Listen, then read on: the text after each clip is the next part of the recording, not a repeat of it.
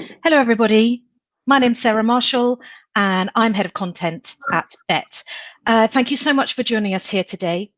Just a little bit about BET. We are the largest education community in the world.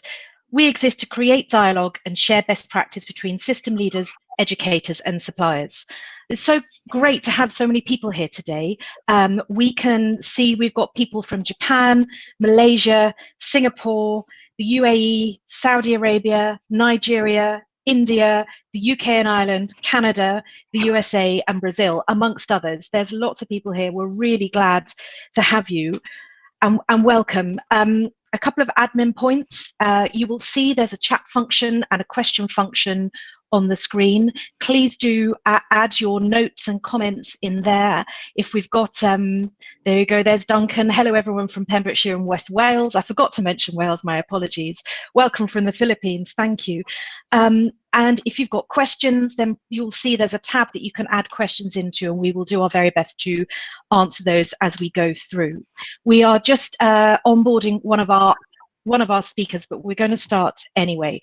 Today we're speaking about well-being and remote learning. Some of our speakers here are going to share their experiences of teaching during the lockdown of the past few months, and they're going to talk about some of the tools and techniques that they've used to support their students and their teachers during this time. We've got 4 people, and here she is, wonderful Sarah, welcome. I'm going to let them introduce themselves because they will be able to do it far better than I, and I'm going to start by asking Andy Duros to introduce yourself and say hi. Hey. Good morning, everyone. I'm Andy DeRoss. I'm the Superintendent of Schools in Schaumburg, District 54, which is located outside of Chicago, Illinois, USA. I'm the superintendent of an elementary school district that serves students from early childhood through 8th grade. Fantastic. Welcome. Anita. Hi, good morning, afternoon, whatever time it is for you. Yeah, my name's Anita. I'm the Wellbeing Coordinator for Benjamin Franklin International School, which is in Barcelona. So we've had a pretty tough lockdown here and things are just starting to ease up. So yeah, welcome. Thank you. And Duncan. Hi everyone, my name's Duncan Wilson. I was a teacher for 16 years in secondary school, and then I left teaching in 2013 to start a software company called Eduki, which is now part of TES.com. And yeah, I'll be talking to you about some tools and patterns that we see going on during this lockdown. Fantastic, and welcome Sarah. Thank you. Yeah, I'm Sarah Griffiths. I'm Deputy Head of a co-educational 3 to 18 year school in Surrey. We've got about 1,600 pupils, of which about 160 of them are international boarders. Brilliant. Wonderful. Well, thank you so much for joining us again. I suppose the first question would be, what's it been like for you since lockdown? And what have you found the biggest challenges and how have you dealt with them? Just a small question for starters. Sarah, I could jump in maybe first. Great. Here. Obviously, I think our world was, as we knew it, turned upside down very quickly. And for us in Illinois and USA, it was approximately the middle of March, in which in-person instruction was canceled, and we very quickly took our blended model to a complete virtual learning model. So I will say and begin by saying that I'm very thankful for the talented District 54 staff members and community, students, parents that collaborated and very quickly put the virtual work into reality. But it's been super challenging for us and for everyone. The connections that are so necessary in our work were not there as we typically knew them. So, extremely challenging, unprecedented, uncertain, and yet again, I think District 54 was up to the challenge, and I can speak to that further in a few moments. But really a tough time for all of us in K-12 or higher education and making our world virtual. Thank you. I can speak. Yeah. Great. So here in Barcelona, when it was literally one day in school and 2 days we were on a very tough lockdown where we were totally confined to our homes.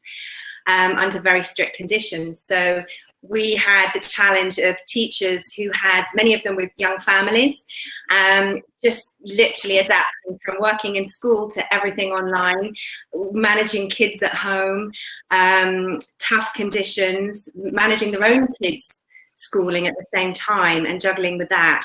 And so what we found was this sort of overwhelming sense of anxiety, which is kind of like a natural reaction to uncertainty and what are we in for. So really that was a big challenge for us, and helping to settle and give people a sense of steadiness and support that they really needed to adapt. And Sarah, what was it like for you? Sure.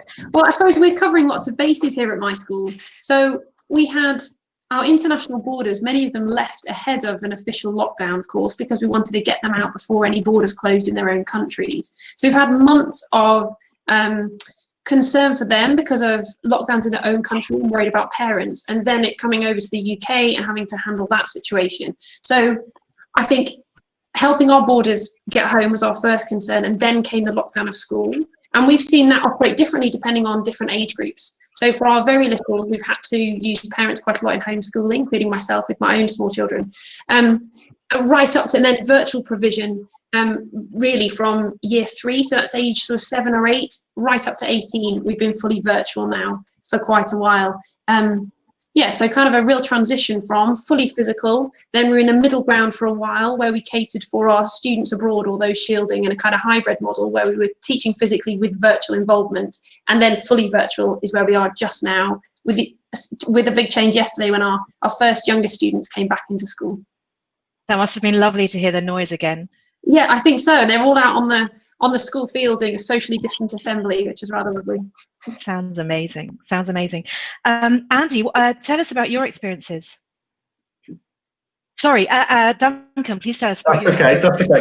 I'm slightly different in that I don't actually work in school anymore. But I mean, in actual fact, the first time this kind of crossed my mind that something might be going wrong was actually at the BET show that we attended. We were exhibiting there back in January. And so we actually, I mean, it's a bit strange because I used to be a teacher, but now I run a software company with 50 odd members of staff. Most of them are actually my ex-pupils. I live in a small town in West Wales. So I've got my bright and best ex-pupils. And I think it was about the 12th of March. I think it's the start of March we decided we're going to close the office and start making preparations. And the 12th of March, everyone had laptops, they went home, and they got online, and we started supporting our schools. We started building software really quickly to help with blended learning and helping schools cope at home. So, you know, I still have, you know, just from being a teacher and having taught most of my staff, I kind of still feel that pastoral obligation to them and responsibility for them. But I've got to say, it's actually worked out really well in terms of them pulling together and, you know, still maintaining a really brilliant level of service at schools. So, yeah. Okay, great.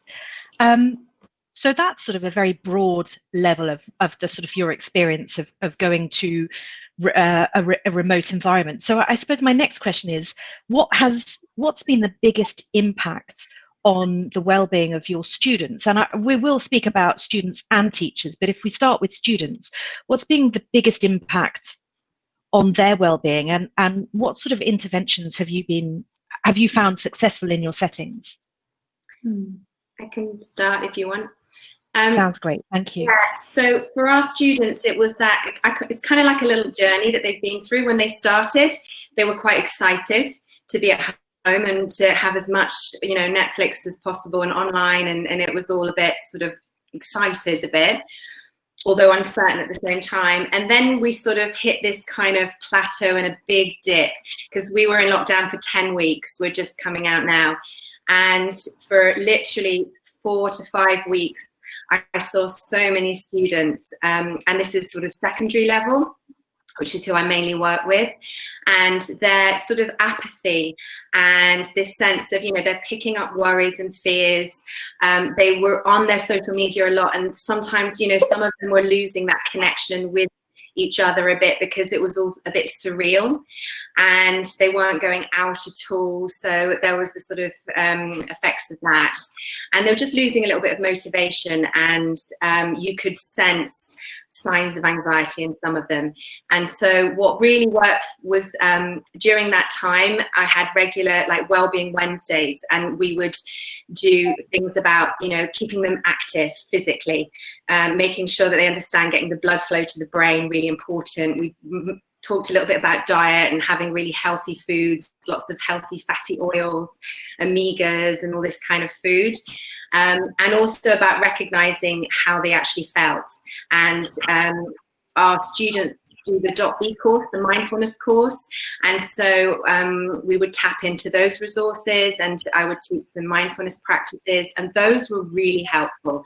And that kind of kept them as steady as we could. We also had individual chats with those students that needed, and just reinforcing this idea of connecting. So we would be saying to them, listen, voice is better than text, face is better than voice, connect, and find as many creative ways as we could. We were using Google Meet, well, we still are. And so we would set up and allocate small group chats, one-to-one chats, just check in on them, because it's very easy for students to go under the radar because you just don't quite know how they are, because they're hiding a little bit behind their screen in the situation. So, you know, there was a lot of work in that phase. And now as the restrictions have eased off a little bit, it's motivation to continue with their studies because they're done. They're done and they've got their final projects and exams, and it's keeping them that last little bit. We break up on the 18th of June, so we're in that sort of final stretch, and it's they're really done with virtual learning. Yeah, so it's motivation now. We're at that stage. Maybe Brilliant, thank you. here also, Sarah, I think, you know, I see Duncan mentioned the date of March 12th. Our date was March 13th, and it's now the infamous Friday the 13th. I think that day cuts like a knife through the past and the future in my mind. I think it's a day we'll never forget when we went to the virtual reality. But I'd like to maybe take my conversation, you know, with all of you back prior to that and what we did to prepare, I believe, maybe unknowingly prepare our staff and students for this great challenge, unprecedented one. And that really focuses around our work on positivity in schools. And we've used the research base work on ACORE. Sean's a former Harvard professor, researcher, speaker. He wrote two really, really great books. One is The Happiness Advantage. The other one is Big Potential. And in there, he outlines really the foundation of positivity, optimism, that increases levels, that improve factually and research based for it, improves performance, culture. We've been doing this work with Sean and Sean's team for 5 years now. You know, it's really about mindset and establishing with our students, but also staff too, because I like to use the phrase adult SEL. You know, for my position as superintendent with approximately 1,500 staff members, my number one job is to make sure my leaders and teachers are fit mentally and equipped to do the very challenging work we did do, Mark. And that work was really positivity in schools, you know, training our staff, the training with this called the Orange Frog Workshop that Sean's associated with and his team, creating staff and student mindset that's equipped to see challenges as opportunities to grow and to grow together. Sean's work around Big Potential really expands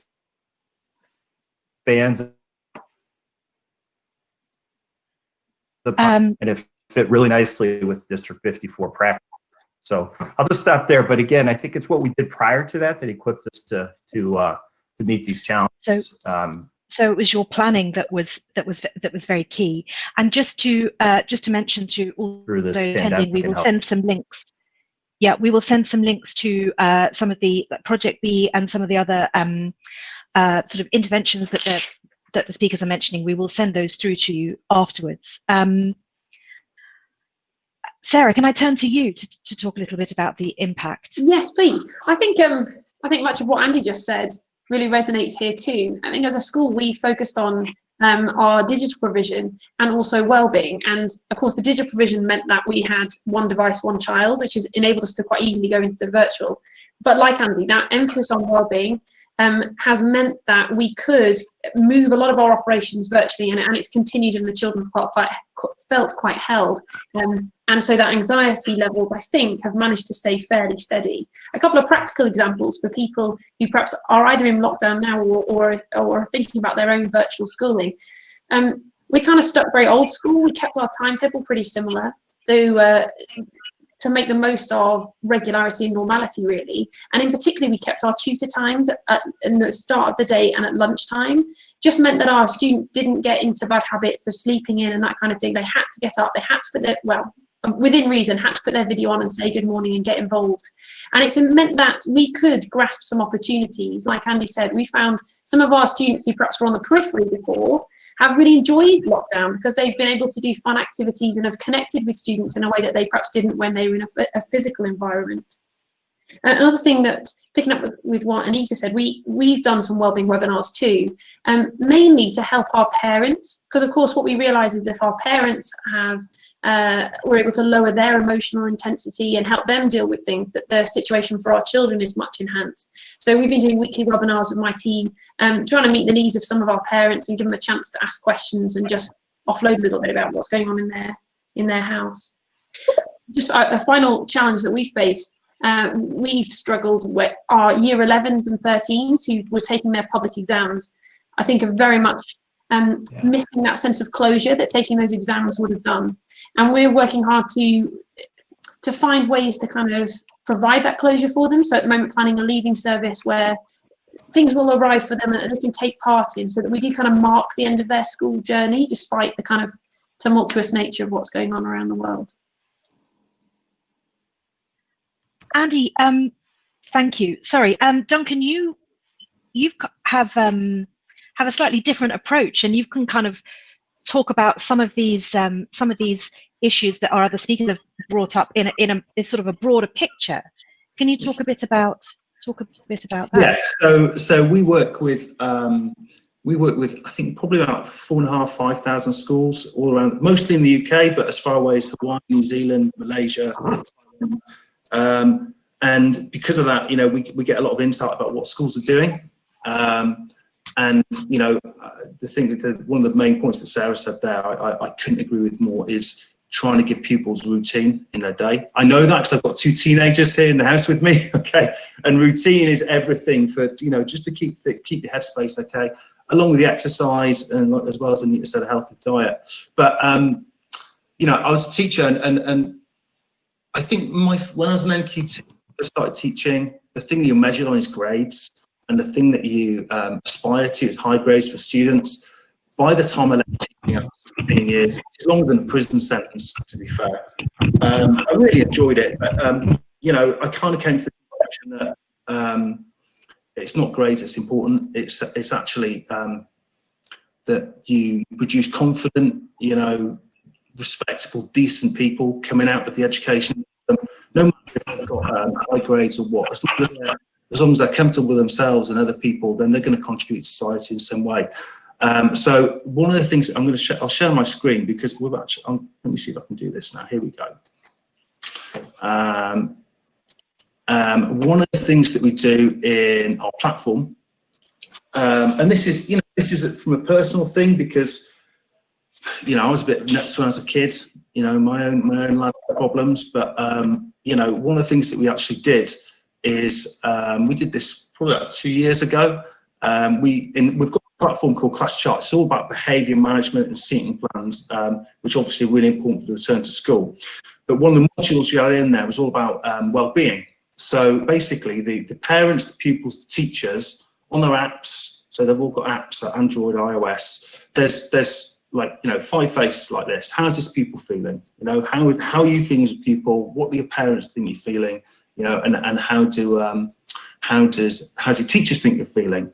And you know, it's all customizable so that they can have, you know, different topics that they might be concerned about. And so we saw a huge increase in usage in this platform. Okay. And it gives you kind of like trackers and analysis as a whole school, or as a year group, or, you know, a form group, or individual pupils. And, you know, what was interesting is, like, if I show you, this is actually just some data that a school put together. They exported that data and put together. And it's a school, I won't mention the name of the school, but we use a scale of -2 to +2. And so you can see this light blue here. Yeah. The light blue is +2. Everything's great. Everything's going really well. Okay. And you can see here, need support, feeling down, has gradually started increasing over time. What the school is doing is identifying these pupils who are saying they need support, feeling down, and they're targeting their learning support assistants, their designated safeguarding lead, basically their whole pastoral team, to really step up communications with these pupils.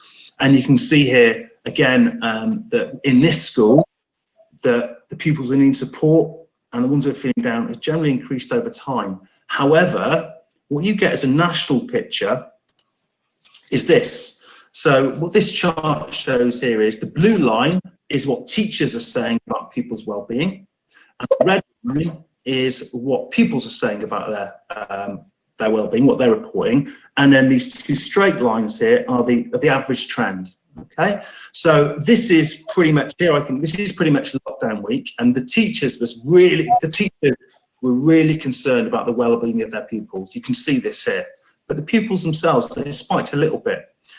So the, you know, minus is things are not great, plus is things are good. And you can see actually as a national picture, the trend is actually, you know, we don't have figures for the schools opening this week, but the actual trend of these pupils being in lockdown, average overall is, you know, is generally going uphill. That pupils are actually are actually feeling better. But what's interesting as well is the pupils say they feel okay, things are good, but the teachers who are speaking to the pupils are raising concerns about them, probably picking up on keywords and just kind of their interpretation about the pupils. So in actual fact, the pupils feel better about themselves than the teachers think they do. Okay, so that's just some stats on a national picture we've got there.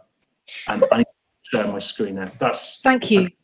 You're welcome. I think that's very interesting to reflect on that, and perhaps that brings us to the teachers themselves, because we speak about the student well-being, but obviously as school leaders, there's a big responsibility, and particularly for Andy, who I think is having a problem with his signal. It's a huge responsibility to think about the teacher well-being. So perhaps you guys, you can see he's coming back, perhaps you guys can talk about that. Andy, we're just going to talk a bit about teacher well-being now. Yeah. Sarah, do you want to just begin there? Sure. As you say, Sarah, staff wellbeing is so important. We can't expect our people body to know how to emotionally regulate or do a whole range of things if they're encountering staff who are struggling with that stuff themselves. And I suppose, I think one of the most basic things was just as a senior team to keep communicating with our members of staff, even if we didn't have a great deal to say, but just to say, this is what we know, this is what we think is going to happen in the next few days. We're really appreciating how much people are learning and changing their practice so quickly, and to celebrate great practice when it had happened, which happened all over the place. So it was lovely to be able to get our colleagues who had learnt new skills to kind of share those across the staff body. I think particular members of staff were vulnerable, and it was important to notice who those vulnerable groups are. The teachers who were living alone and were going to spend a lot of time in isolation. I think there was another group of us who had small children who were going to be working and homeschooling at the same time. There was safeguarding concerns. There was, parent guilt about how you're going to do that and also do your day job. And of course, our furloughed staff. So in the UK, we were given the option to furlough staff who weren't able to do their jobs remotely. And although in some ways that's lovely to be having a paid holiday, the reality for those staff is that many of them find it very difficult, and keeping them connected and making sure that they still feel valued and part of the community, and encouraging departments to do social activities. Although they couldn't do any work with our furloughed staff, we can certainly all have virtual coffee breaks and drinks on a Friday evening to make sure people are connected. Thank you. Andy, how can you talk a bit about how you've worked with your 1,500 teachers? Sure. I think it's very similar to others. I think number one, it's about the structures and routines and maintaining those. And I think that a variety of ways to do that. We this year we have 28 schools in Schaumburg. So what we did is we divided those into home teams, and it's a concept that we use to create smaller units within a very large school district. And my cabinet would very specifically dial into those home teams with a very structured check-in point, and then from there the building principals, system principals would do the same. And I think it's really back to the routines, the structures, but it's really about messaging. And I think from in this time period, as we learn how to do virtual learning, my message to all of the community, from students, parents, and staff, was prioritize your own well-being, do the very best that you can. And it's really self-care and really giving yourself some grace to know that, as Sarah just mentioned, we're asking teachers to teach while they're maintaining their young children at home, a nearly impossible task. And I just kept messaging well-being, and also, take care of yourself, but do the best you can. And that's all that I ask. And I think the messaging of that's really critical through it together. So it's a little bit of how we did it. I think, adult SEL comes first. So it was really important that be the message. Anita, how about in Spain? Yeah, I mean, very similar to what the others were saying, really, where the well-being of our teachers is absolutely the center of everything right now. And I guess I would just add that piece of listening, being relatable and listening. It's really not a time for professional development and, new methods of teaching and all of this stuff. It's really about, how are you? How do you feel? Are you okay? And listening, and not always being able to solve it for them, because sometimes you just can't.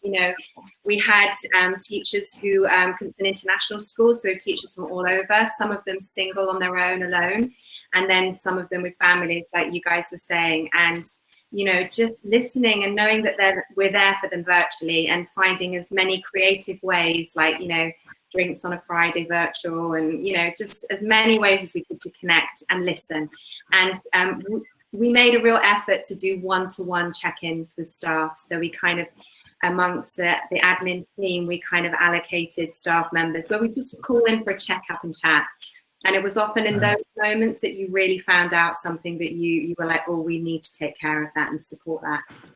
And it takes a lot of time and a lot of screen time, but it is well worth it, because you understand where everybody is and where they're at and what support they need. Yeah. That's really interesting. Thank you very much. I think I'm getting a lot of words that come out of this. So the motivation, the connection, structure and routine, positivity and optimism, self-care. It's so interesting. If I may, I'd like to. We've got a number of questions coming through, and I'd love to get your take on these. And the first one is from Samuel Lee, and he asks, how do you support students who have faced additional challenges to their learning when they're forced to learn remotely? And perhaps if you guys could take that in turn, that would be great. Maybe who'd like to go first? Maybe I could jump in there. I think it's really important to note, and also to learn from and to move forward, knowing that this health crisis pandemic has hit some children differently, some families differently than others. I mean, my system, I've never been more aware of the inequalities in my community. And that goes down to the basic needs of providing food and assistance, mental health for families and children, So how we've done that is really tried to specifically deploy staff to make one-on-one connections with families, to do well-being checks on a daily, weekly basis when necessary, just to be acutely aware of how profoundly this has impacted people mentally, financially. And I think there's a lot of lessons to learn from this, you know, in terms of those supports that are really necessary to address the inequities in all systems and across Illinois, across the United States. And I'm sure for all, it's profound, and there's a lot of challenges, but we need to be better at those, because this has profoundly impacted some people more than others, honestly. Yeah. I guess one of the things that's just so striking about this crisis is how people have had very different experiences of it. And I suppose your question is about children's access to education. And there's a myriad of things that are coming into that. I think Andy used the phrase grace when dealing with staff, and I think that's got to absolutely be in play when we're dealing with our pupils. If you can't do a full day's lessons because you don't have the Wi-Fi, or you don't have facilities, or you've got to share it with other people in your family, then we've got to just deal with that child one-on-one, or their parents, and help them restrict their curriculum and do the bare essentials. If your parents are working and you're not able to do homeschooling with your little one, well, let's slip it down for you, provide some assistance that we can, send you some printed off sheets so that you can at least do something. One thing we did before lockdown in my team is we acknowledged our vulnerable pupils and assigned them to members of staff. And that's meant that those children, some of them have been invited to come into school and join our key worker provision. So in UK schools, we've kept open to educate key worker children, and that has allowed us to invite particularly vulnerable children to come in and get access to our resources here, or that additional support. That's not foolproof, because that involves a whole community to allow that to happen, but it has been nice to have that mechanism and an offer to give families who are struggling a different alternative to just keeping going at home. Thank you. Anita, do you want to add anything there? Yeah, I mean, very similar to what you guys have just said, and you know, it's just communicating as best we can to identify those young people who are vulnerable and what they need. We're now, there's lockdowns easing off, we're opening up next week. Come in for extra learning support, those with social emotional needs that have been identified, and we really need to check in with them. So yeah, that's about to start for here. If I may, okay. I'd say you know, one of the key people around this question is the special educational needs coordinator, because you know they will, here in the UK, they will have the special needs register, and they will know who the children are, and they will already probably have those relationships with the parents. And you know, so some of the children with disabilities, they're probably in a bad place at home in terms of access and learning, and alongside children with disadvantaged backgrounds. And one of the best, you know, one of the best examples of practice that I've seen, and speaking to teachers, you know, we speak with a lot of teachers the whole time, is Bow Hunt Education Trust. And what they did is they put out a call for unused people who might have at home unused laptops, Chromebooks, you know, old Android tablets, anything like that, that they could distribute to pupils who don't have access to digital devices. And they were overwhelmed. You know, the local community gave these devices that had been sitting in drawers and stuff after they're upgraded. And it just basically, it meant that the entire cohort of that trust, every child had access to a digital device. And I thought that was a fantastic thing to do. yeah. Yes, absolutely. Sarah, do you want to say? Oh, I just had one extra challenge that we found in terms of pupils having different experiences is because we've got a whole bunch of international students, they're working on different time zones, who have different internet restrictions, has meant that a teacher who's using Google Meet, it might be struggling for their Chinese students. Not only is it 10 at night, but they're going to struggle to use Google. And again, I suppose it's just adapting to the pupils in front of you, like we've said, being flexible, making sure they can keep up their education, but perhaps moving your lessons to earlier, having early morning clinics instead of after school clinics, that kind of thing.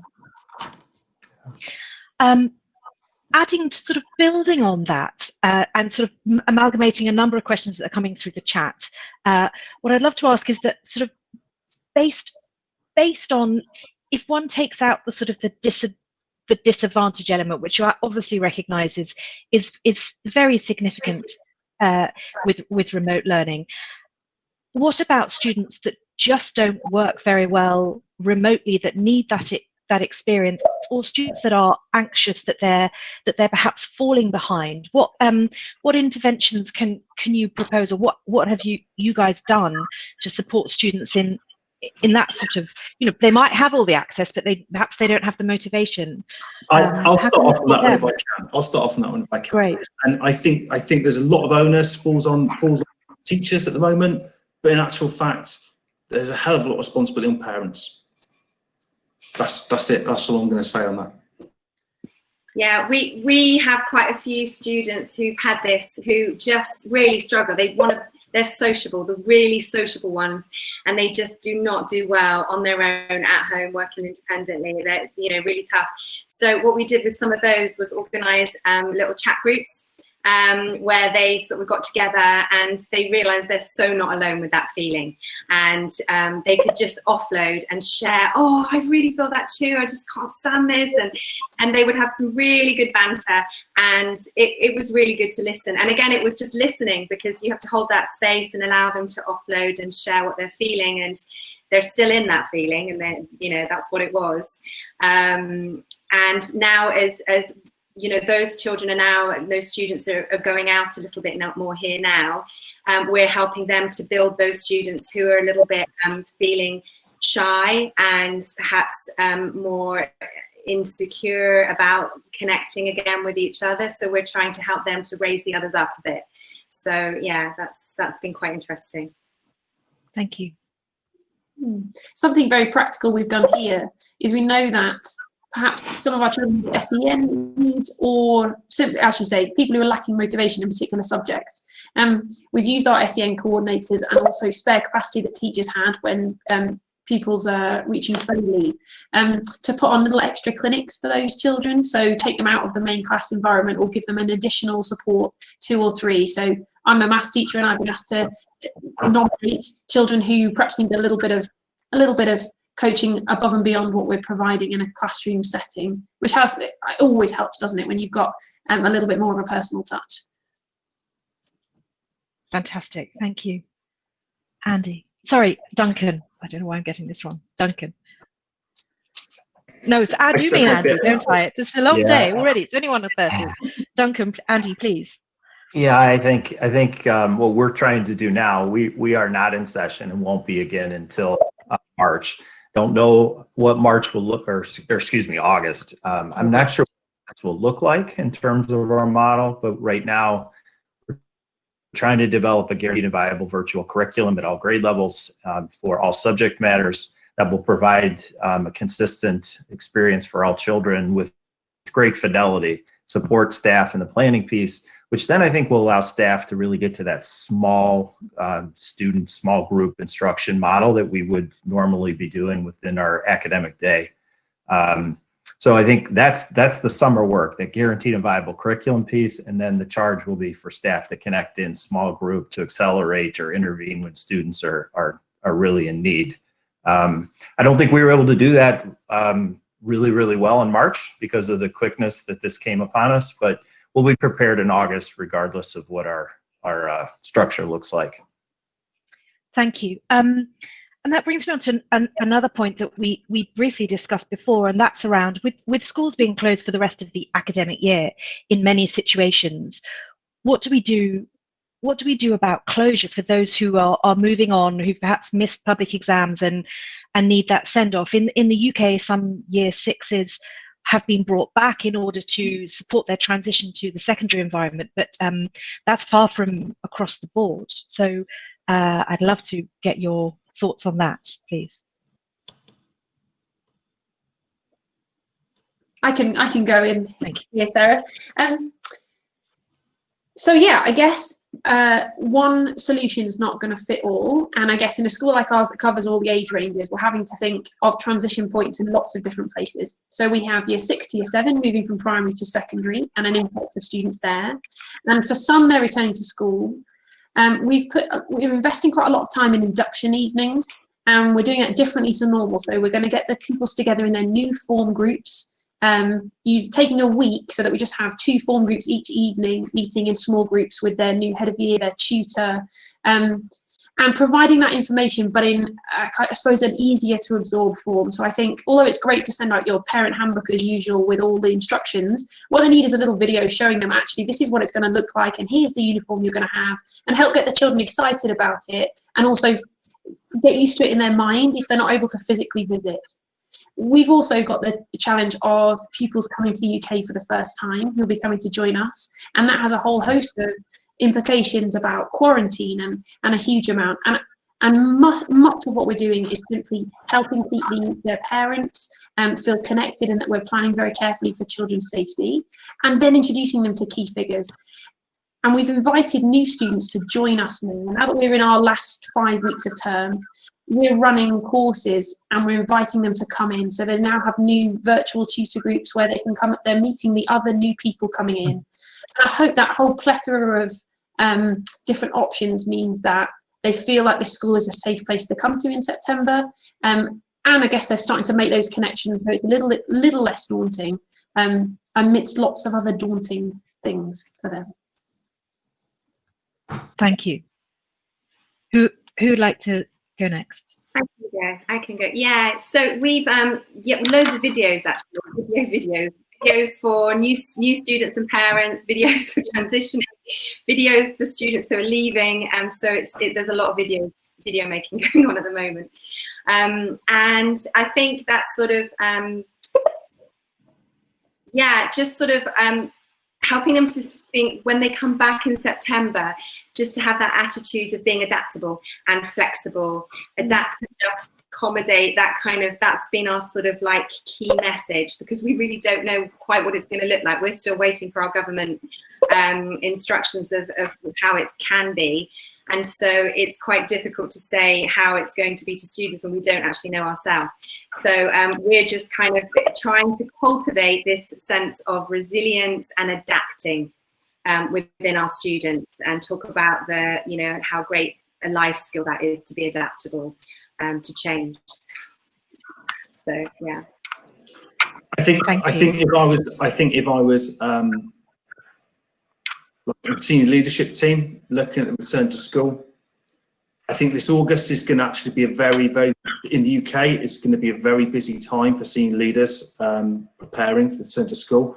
I think right at the forefront of my mind is going to be behaviour and pupil discipline, and there's going to be some rules that pupils have to follow for them to stay safe, and that would be one of the things that is absolute paramount in my mind. And I think I would be having like a zero tolerance policy on behaviour, because behaviour before it disrupted learning.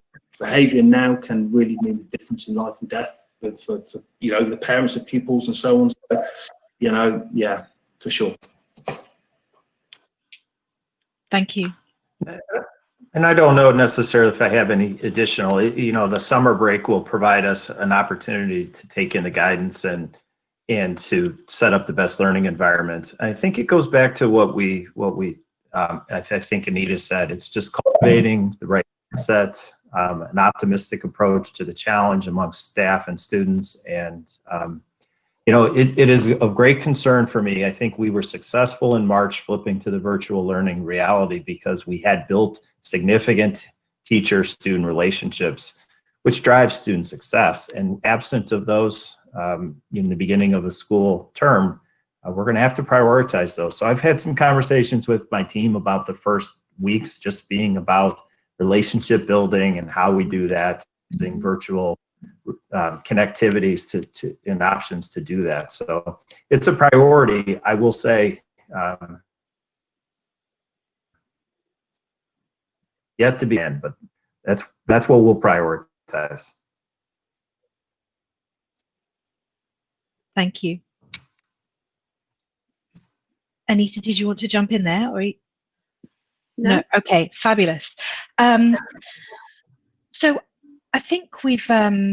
I'm just looking through to see other questions, because I was going to ask you about what your priority would be going back in, but it's very clear from what you're saying that the priority will be the structure, whatever the new normal is, the well-being of the students and the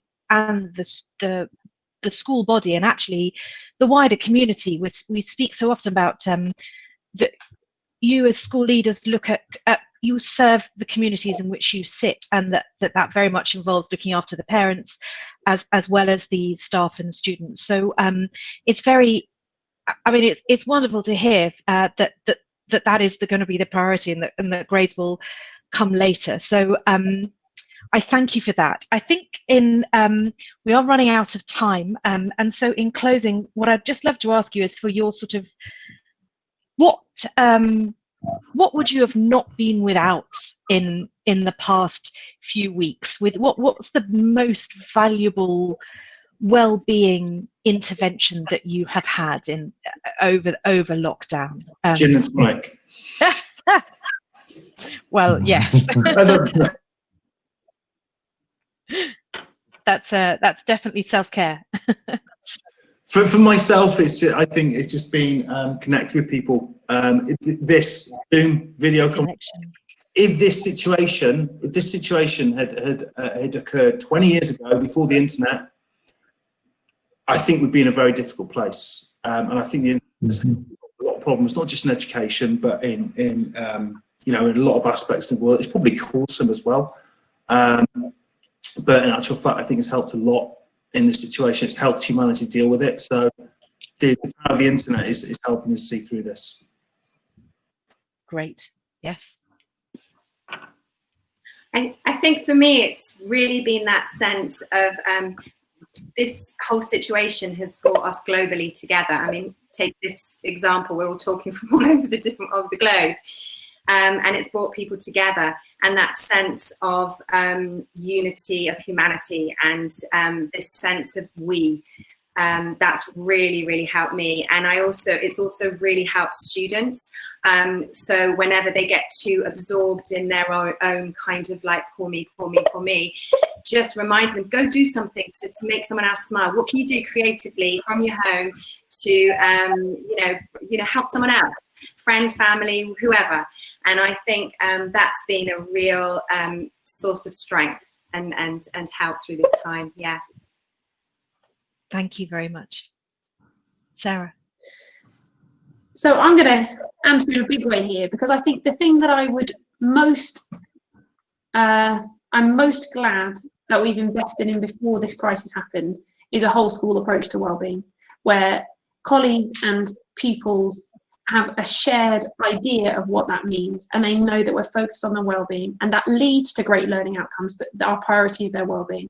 And it meant that when we're in this crisis, we can authentically continue with those messages. We're not just doing it for the short term, it's part of a longer term picture. And the things that we've been saying about building resilience or learning to cope with life's ups and downs and overcoming difficulties has linked, of course, very much with this. So I guess I would say to people listening today, if you haven't started a journey for your school on a whole school approach to wellbeing, it was a great idea before, but I think it's an essential idea now. Why not put in a wellbeing curriculum, invest in time in your school to do that, and make these short-term interventions into long-term ones that will equip us for whatever happens in the future.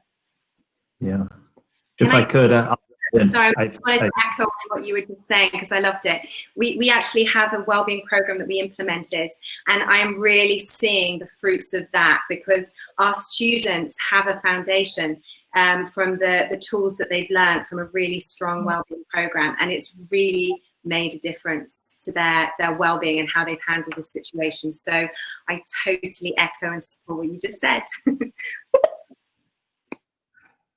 Well, and I will probably be a bit. Andy, can I give you the last? Sure, I'd be glad to jump in. I think you know, it's very similar to Anita and to Sarah. What I think what we've done prior, it built us up for the challenge. You know, I'll go back to our work around optimism in schools. We built an SEL curriculum that's called the Optimistic classroom, and it's built on the work of Sean Acor and his team and the principles of positive psychology, the Happiness Advantage, his subsequent book, The Big Potential. Within that research base, Sean quotes the external world only.